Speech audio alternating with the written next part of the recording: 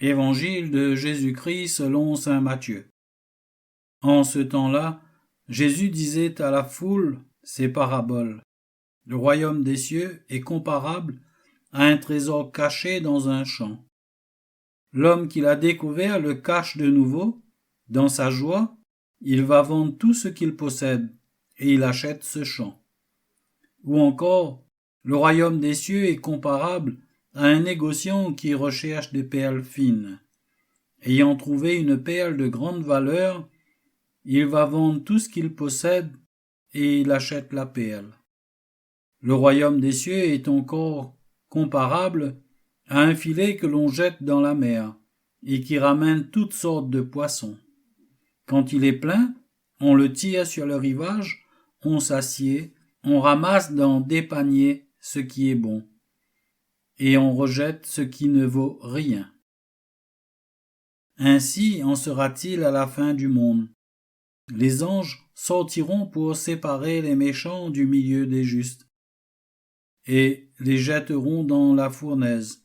Là, il y aura des pleurs et des grincements de dents. Avez-vous compris tout cela? Il lui répondit oui.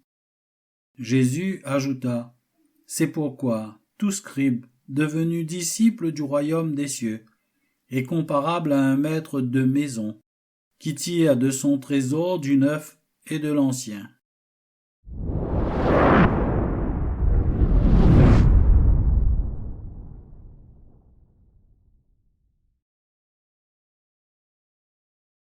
Le livre du ciel, tome 30, 21 décembre 1931.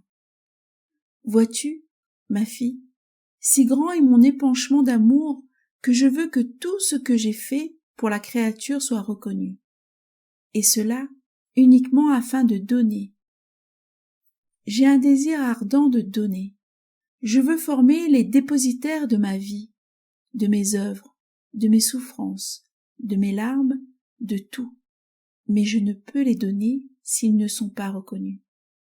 Ne pas les reconnaître m'empêche d'approcher pour déposer dans les créatures ce qu'avec tant d'amour je veux leur donner, et elles resteraient alors sans les effets et seraient comme des aveugles qui ne voient pas ce qui les entoure. La connaissance est au contraire pour l'âme la vision qui fait naître le désir et l'amour, et par conséquent la gratitude envers moi qui désire tant donner.